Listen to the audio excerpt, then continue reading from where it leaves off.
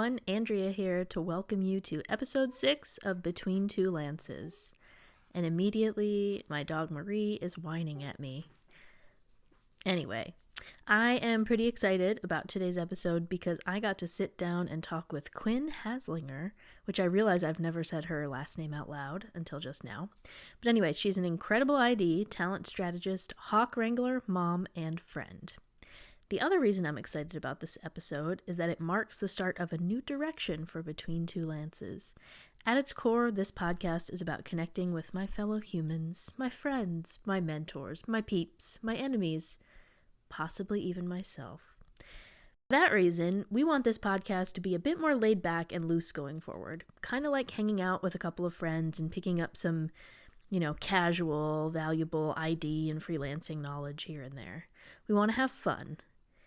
And let's face it, our industry isn't exactly a nonstop rager. It can be a bit dry. And honestly, I don't think I can listen to another podcast that's just IDs talking to IDs about stuff like the Addy method and storyboard formats and all that. It's all important, but to be realistic, that's not something that I could see myself hosting for more than a couple of times. I am just being honest, trying to keep it real, as the kids in the 90s used to say, or maybe they still say it, I don't know. All right, I was a kid in the 90s. Okay, anyway, this space could use some spicing up, right? And that's exactly what this podcast is here to do. I want to talk to people from all different industries, business owners from all different industries, and I want to ask things like, what's the worst training you've ever had? What's the best training you've ever had? And get at it from the perspective of all different kinds of people, because really, instructional design is for everyone. Everyone's experienced it, even if they don't even know that they have. So today's episode is sponsored by IDLance. Yes, my company that I have with Parker Grant. We don't have any, official sponsors yet. Hint, hint, Swoveralls. Hint, hint, Kizik's, the ultimate work from home brands. But hey, who says you can't be your own sponsor? That's called girl bossing. With that being said, let's jump right into the episode. Take it away, Quinn. So how are you, first of all? I'm good. I'm tired today for no reason really, but tomorrow I actually have the day off and I'm going to go get my Mother's Day present, which is a livestock trailer, and I'm really excited about that. What was that conversation? Were they like, do you want a livestock trailer? And you were like, yes. I want a livestock trailer for Mother's Day. I told him where are you bringing your livestock? Just around the orchard? Well, yeah, so we need to take some stuff from our house to the orchard. But also, if I want to buy more stuff, this gives me more space, because I used to be limited to what I could fit in the back of my Honda Pilot, which was a lot. Surprisingly a lot. I gotta Google what a Honda Pilot animals in March. Honda Pilot. Is it a hatchback? No. Okay, it's big. It's not small. I mean, I fit 19 animals in it in March. Yeah. Like at once? Yeah. Of all different sizes. Yeah, mostly like pigeons and ducks and rabbits. Why do you have pigeons? Why not? Do you have like a pigeon racing? Are you a pigeon racer? No, we have fancy pigeons. So they're fancy. They're called fancy pigeons? Well, fancy is just like a variety type. We have capuchin chicken or pigeons. They have like a ruffle around their neck. I'm Googling all of this as I'm talking to you. German owl pigeons, which have a short beak and have like some fancy wing patterns. We have ice pigeons. We have frill pigeons. Okay, because I Googled fancy pigeon thinking it was like a species, and the things that came up, I'm going to share them. Fancy pigeon, yes. It's like, I'm imagining like Mr. Peanut, but pigeon. Like this one's this has got a jerry curl or something. Look at that. Wow, fancy pigeons. Oh, yeah. Okay, so the second picture in, we have one like that. Uh-huh. And the very last picture on the right, we've got some like that. This? Yep. Yes. Those ones. And like the fourth picture in, the guy that's like looks like he's like Victorian pigeon, we have like yeah. So like Wow. Yeah. We just like I have like 70 animals, I think, at this point, 70-ish, plus or minus 15. So it's just like whatever. I just get whatever I can. I have a problem, but I like it. You mean, it's a fun problem to have. It Yeah. seems time consuming. Oh yeah, it's probably at least an hour, hour and a half every day of my time, That's plus the less lesson, than I would plus think. my son and my daughter. So she has like a rabbit that she takes care of. Okay, here's a relevant to our industry question with that. Like, is there any sort of formal, like, you're teaching, like, do you have to like teach them how to take care of each individual animal, or is it just like, watch what I do and do this? Yeah, so okay, this will be like an origin story you can maybe Yeah. use. So when I was young, I joined 4-H because I live in rural Ohio, and like that was the thing that you did. And we took animal projects, and I took 4-H actually has lots and lots of other different projects. I took cooking, sewing, like creative writing, leadership projects. So I took all of those things. Um, and now my kids are old enough and they're taking that stuff too. So it's nice because 4-H gives you like a training manual of activities that you can do to learn about your animal. So there's like it has objectives in it. It has like it's discovery based learning. And so it's crazy. I had like this realization like 2 years ago when my kids are really getting into it, like, oh my God, I know why I'm in learning and development now. I loved 4-H so much. I loved completing project books. I loved like learning new things. And that's kind of what I'm doing now. It's just like creating training, creating discovery learning experiences so people can learn about different things. So it was like it was a funny aha. But I didn't That's even realize, like, 12 years later. Maybe everything's connected. actually it's probably Now, like 14 years. oh, now since you've learned that about yourself, are you going to dig out one of those books and just copy what they did and then just change it to the subject matter of I mean, it that's a clearly great point. worked. So, I mean, I'm also a 4-H advisor now, so I get access to all the books. So, if you ever want to learn about geology, that's the current project our club is working on right now. Pretty cool. That rocks. Yeah, yeah. When I have a little bit of PTSD from learning about rocks, because when I was in earth science in high school, we had this guy who would do things like walk into the room and go with like a pot, like a stick with leaves on it from like the schoolyard, going, "I like leaves. Let's identify them." And then he'd just throw them on the table and we'd have to identify them. But the big thing that everybody would have to do in that grade every year is do the rock identification exam. Yeah. Oh, And you that's just have a big table with all these different rocks, no labeling, no nothing. And you would walk around and you would have to like say what each thing is and like examine it and stuff, which is fine, I guess. But like under pressure with him, like he was like pacing around you as you were doing it and watching what you were writing, going like, mm, mm, yikes. mm.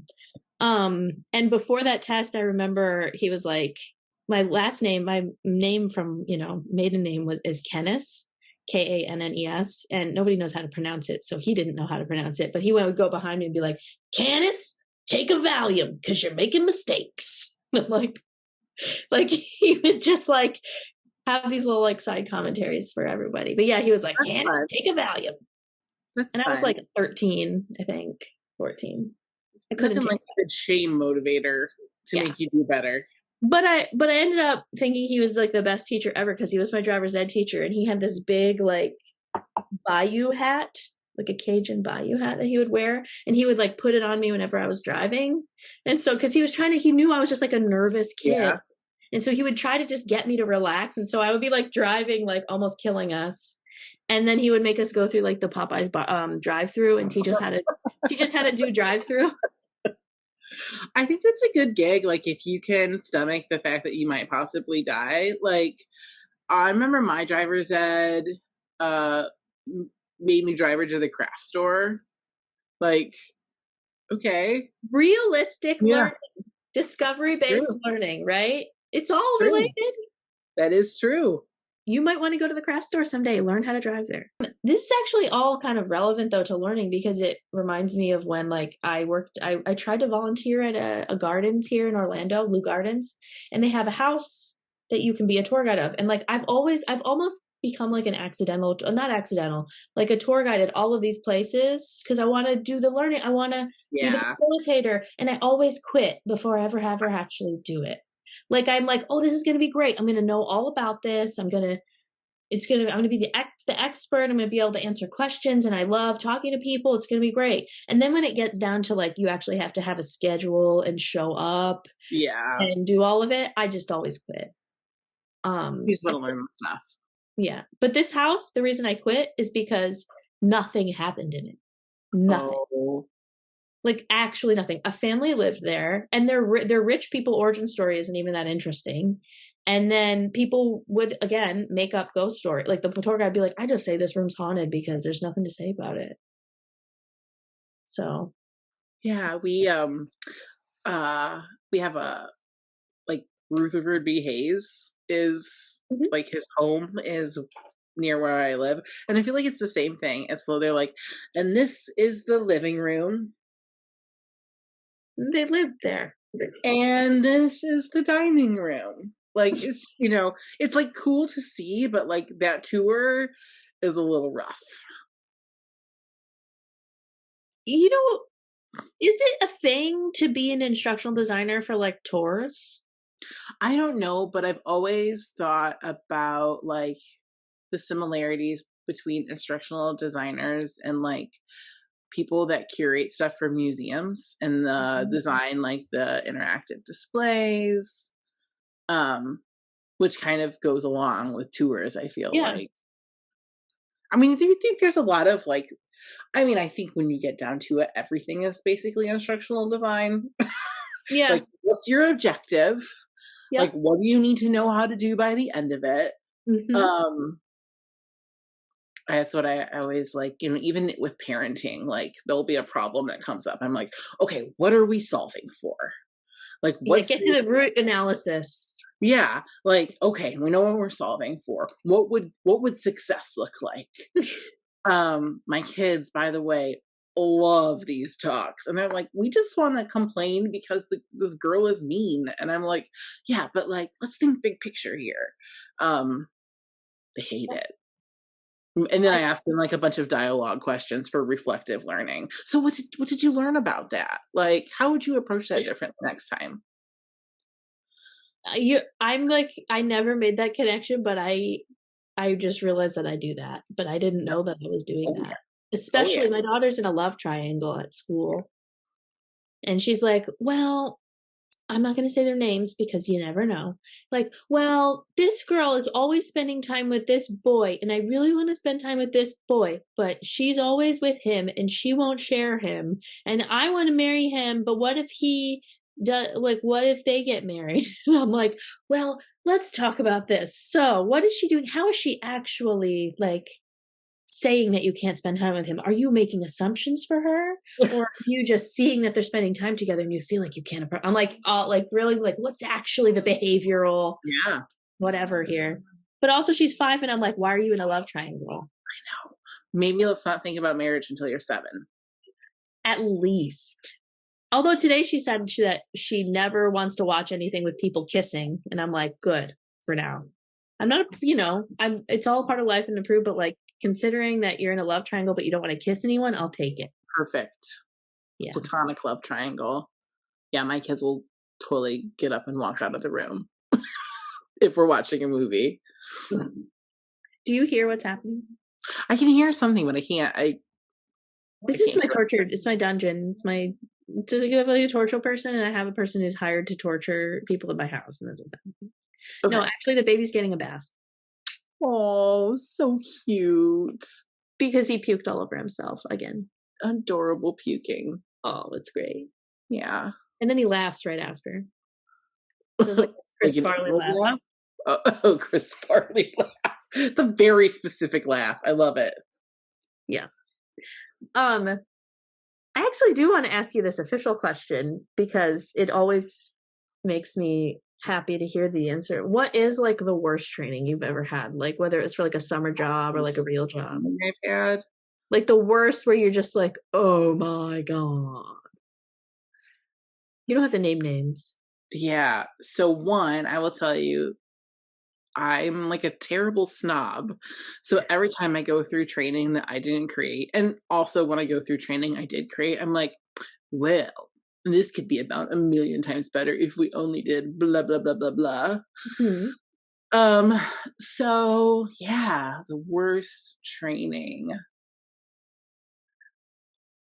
I mean, anything, and I've been through it a couple times, that is just hours and hours and hours of e-learning with no context. And that has happened literally everywhere that I've worked. And for different reasons, like sometimes it's really well intentioned. And I love e-learning. Like that was how I got into, not before, like in between 4-H and now, like e-learning was the thing like that I got into, obviously. But um it's just like, I don't know really why I'm doing this. Like in one place it was like, here's 8 hours of compliance modules that you have to take. And there was just things that weren't relevant to my position. I'm like, I'm not in healthcare. Like, I mean, I was working for healthcare at the time, but I was definitely not around blood. So wasn't really sure what was happening there, why I needed that. Oh, do you know how to draw people's blood now? No. Or handle it safely? I think it was like, how to I mean, this Dispose is of how good blood. the training was. I don't really exactly remember what it was. It's just like, oh, I don't Blood exactly related. think I need this. Is there a fancy pigeon at your window? Um, no, it's a vulture. So, we have a lot of animals outside. And so I'm always on hawk watch because hawks will swoop down and eat some of my baby birds. And it is sad and causes a lot of grief. So if at any time I just stand upright and bolt out, it's because I have to go chase a hawk away. Wait, what do you do when you go out there? Do you have like a big stick or something? Um, I have a couple different methods. My first method is just yelling and swearing at the hawk. Uh, but I will also, that will usually chase them away from the immediate vicinity. I also have a YouTube video of an injured hawk that I will broadcast loudly, and How do that you keeps them away. how do you broadcast it loudly? I do it through my car and turn the speakers up all the way. And so You that's like those hawks are like, oh my God, something is happening in that house. That woman tortures hawks. We have to get the heck out of here and never come back for 4 weeks. Is the video made for this purpose or did you just find it? No, it was just like somebody was like broadcasting that they found a hurt hawk and like they were trying to help it. Meanwhile, I'm over here like, How did you find that this worked? Is that like a just thing? search Google. Yeah. There's like so many things that I just never imagined myself talking about. This is to me. Yeah. Playing hurt animal videos to get rid of it. Yeah. It's amazing like I have space in my brain to like be good at my job, but I like to think I can do that too. Most of the time I am thinking about animals though, or children. Which are kind of the same thing. We're They're all basically animals. the same thing. We're all animals. And it's not a dig to children, it's just we are actually animals, so Yeah. Wow. That Screening, hours and hours of e-learning, which I have also made. I was also thinking about like best training. Yeah, Best that was the training, next question. yeah, like best training that I've ever made or best training that I've ever had. Both. Start with whatever one that you want. I can't talk. Start by whatever one. Well, so like, I this might fall also into the worst training. I'm not super sure, but we were working with a large agricultural brand, and they were rolling out like some more detail about their values. Then it had to be a global project, so they didn't want to use any audio, like any narration, essentially. But they wanted to communicate a lot of feeling, and they wanted it to feel like their brand, which was agricultural and animal related. So this all ties together. And so we ended up making these animal characters that like brought the values to life. But instead of like using animation, which they felt might be too cartoony, we used mascots. Yeah, so we rented like What? 20 animal mascot costumes, and we created this whole like mascot universe where like chicken and duck worked at a grain mill together, and they had to practice safety. Otherwise, chicken was going to drop all the eggs everywhere, and it was a like we couldn't use any voiceover, so we were using like text pop-ups, so it was easy to translate, and it was like a branching sim actually. So we shot a bunch of different like outcomes, so you got to like kind of choose your own path a little bit. It was not super long because that would have been very expensive, but like, what's the best way to represent this value? Like, do you prioritize your work in this situation, or do you help your like your colleague in this situation? I mean, because both of those are actually like important, right? But what's going to lead to the better outcome? So we did like a whole bunch of training with that. We had a shrimp. Shrimp was one of the costumes. That was hilarious. So I don't know if it's like the best training from an instructional design standpoint, but it was fun, and it was engaging, and it was memorable. And it was like Definitely memorable.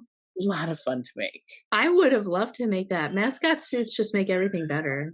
That was the most fun training. The best training I probably made incorporated a lot of like real people sharing their stories, and then we built the training around best practices from those stories. So it was like we already had advocacy from actual people that did the job, and then like, here's how you can implement it in what you're doing, which sounds much more boring, but it was still fun. It actually was actually helped, which is important. Yeah.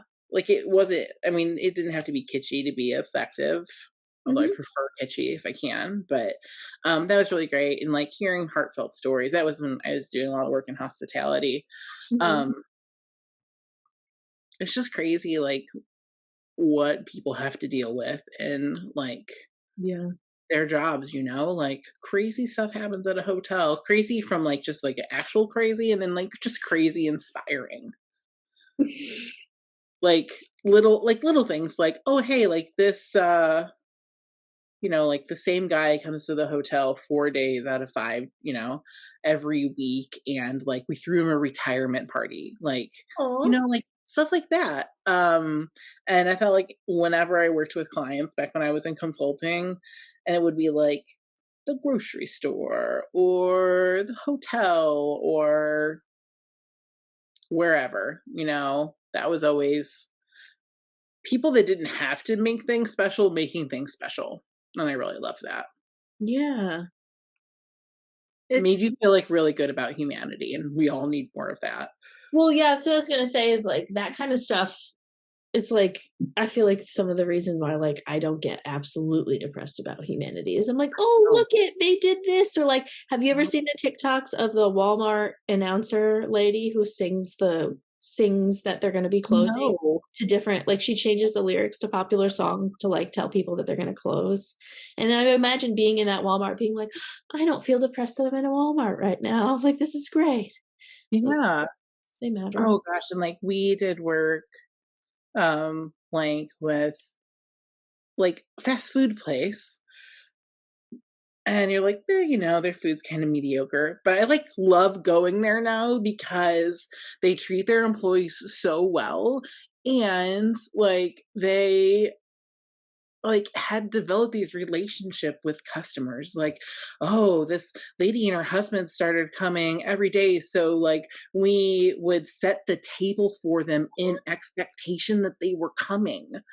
And like these are people that are just like making minimum wage, you know, like they're not getting necessarily paid to go above and beyond, but they're good. And then of course, like corporate America, they're like, how can we inspire that? And like, just like, you have to create the environment that, like, they have to feel supported, and they have to feel like you would do it for them as like, you have to hire the right people, you have to hire the right managers, and then you have to empower them. And like that's all the thing that I've always been like just so passionate about. Like, training shouldn't be that hard because a lot of people want to do the right thing.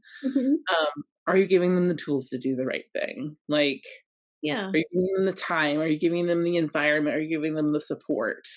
or like the reasoning, like the just explicit reasoning as to like why it's the right thing. Like, it's not even like a moral way, but just like, hey, if you know how to do it like this, your life will be easier and your job will go smoother, and like all of that. I feel it's crazy how much stuff that we make as instructional designers sometimes doesn't get that explicit about it. Like, this is why it's even important to you. Like, I'm working on something right now where it's really hard to suss out what the sample sort of like scenario story that's going to go through the whole thing will be. But I'm like, I wanted to start with a problem or like with a situation where they have a really high stakes decision to make. And then you see the consequence of like, oh, I wish I knew that. Cause then, you know, like, and then the whole rest of the training is like, oh yeah, like you saw what could happen if you don't have the right information or if you're not asking the right questions. So like, that's why this whole thing is here. And yes, it's a story or whatever, but I want to make, you know, you want to make it as realistic as possible, but also human too, which can include being kind of funny. It can include being like really honest and conversational about like, okay, this isn't what's going to happen every time. This is like, and I think that a lot of that gets lost when people are just trying to make like, oh, we just make a course for that, or it's like very stuffy, and then of course people aren't pay attention because they're like, you're talking to me like I'm like some AI robot that's learning this and not like a human that has to actually talk to people about these things. Yeah, absolutely. And like, just, you know, so many things that you just said, like the power of story, like everybody, well, I would say everybody loves stories, but you know, people are like, I don't like to read. Well, like you still like stories. Like that's what Netflix is. Like someone had to write just, like, a lot of very easy to consume stories, because our brains, like they like the dopamine that happens when you go through the loop in the arc of a story. Sorry, I'm getting like super nerdy and like I wrote a speech for this, but I didn't. I promise I didn't.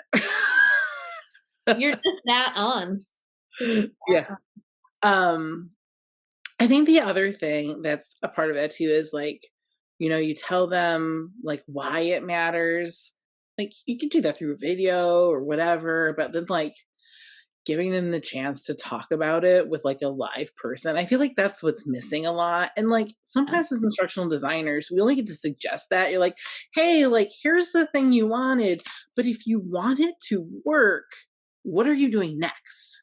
Like every time I talk to like new instructional designers or clients, I'm like, this is great. This is a good intervention. But when you learned how to drive a car, could you just drive a car first? Could you drive a car from reading the manual? No, like you need lots of practice.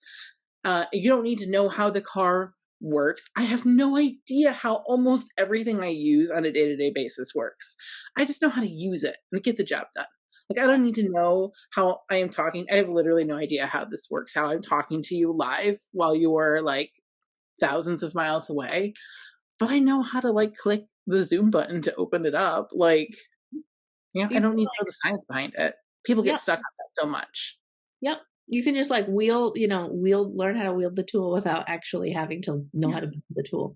And it's like the car thing. It's like, yeah, I could get into a car to learn how to drive it and like have the manual with me to look at it. But like, isn't it a lot easier to be like, what do I have to press first?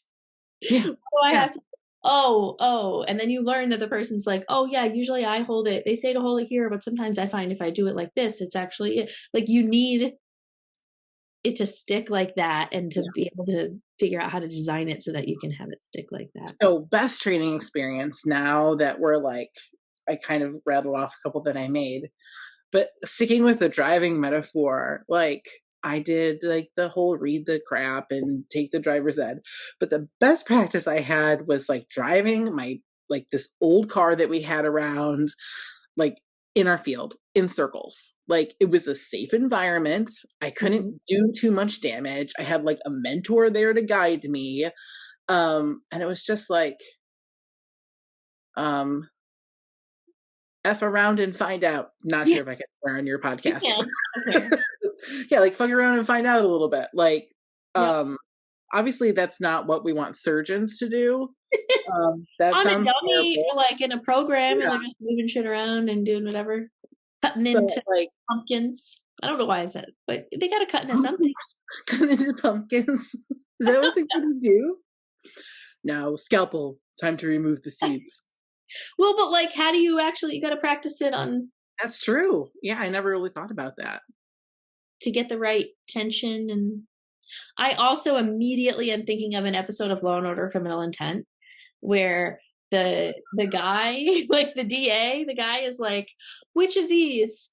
And he holds them up in the court. Would you use to cut a leg off a human? And the guy's like a surgeon, and he's like, well, I don't really want to say that I know. And he's like, you're a surgeon, you should know. And then he has him pick it, and then he has him come and instruct the people like on like a diagram of a body, like, well, you would just make an incision there and an incision there, and then it like proves that like he wasn't like basically he'd murdered somebody and cut them up.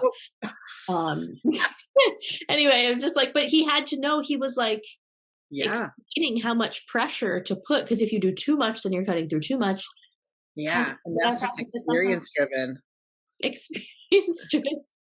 Like, how do you I don't know, like a pumpkin has like a firm outer, but then my body is not pumpkin. You would need like a different vegetable. I don't even know if my body would qualify. Like maybe like a very ripe tomato. But tomato has a skin, right, that would feel the same maybe as a human. I don't know. I've never cut into a body before. I don't know what it would be. Yeah, me neither. Otherwise, this podcast would take a really weird turn.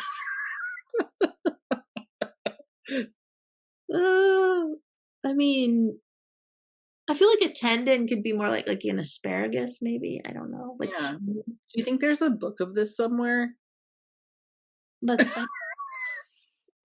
unrelated, but like things you didn't know existed until you needed them to exist. There's a Venn diagram of sandwiches, because we got into this very big argument if a hot dog is a sandwich. Yeah. And so that was the thing for us for a while. That's on our marketing materials. Yeah. What's the vote? Well, I'm scared to know your answer now, but so in our marketing, like not marketing, it's like a thing that we would give a prospective client, like to learn how to work with us, and it's like, here are our values, and it's like TLC, transparent pricing, whatever, and then the last one is a hot dog is not a sandwich. Period. God, so, now we can be friends. I was gonna say, is this? I'm like the outlier. There's like only one other pro sandwich person that I know.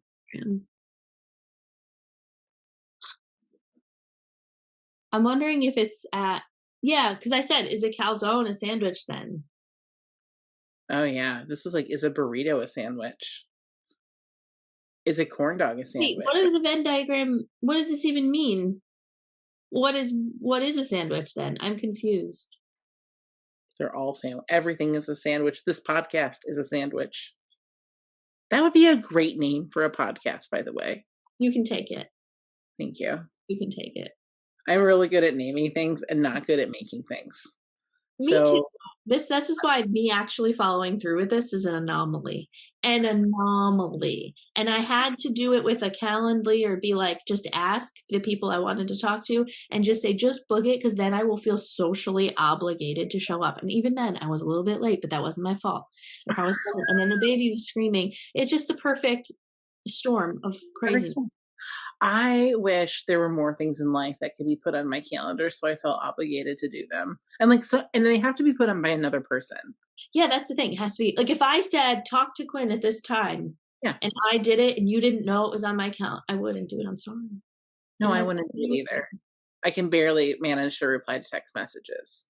No, yeah, me too. I'm all or nothing. I'm like really into it for like days, and then all of a sudden, like, I don't even know what the phone is.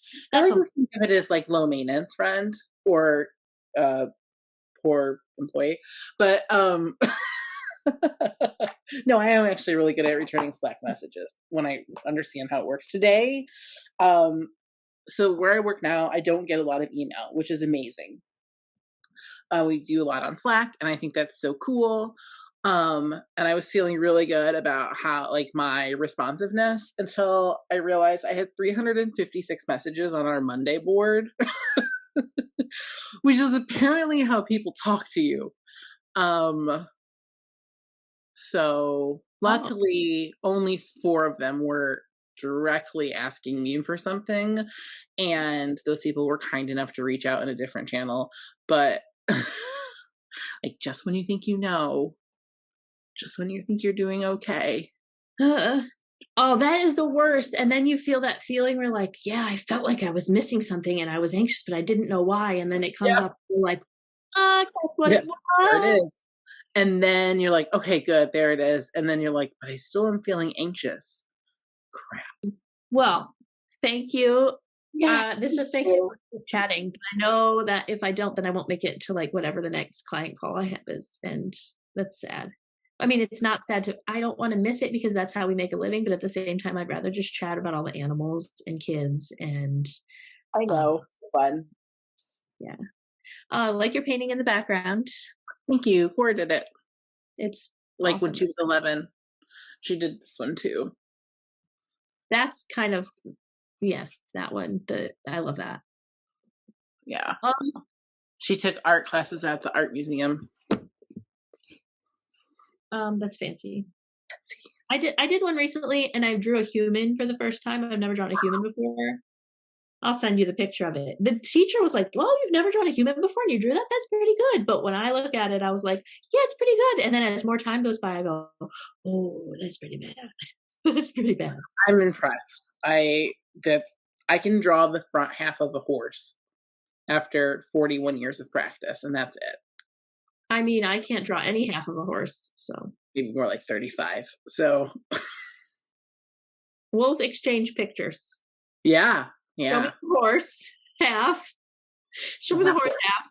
And I'll show you my very disfigured human. Who's fantastic. Like, well, she's lived a hard life. Yeah. It's okay. Feel for her.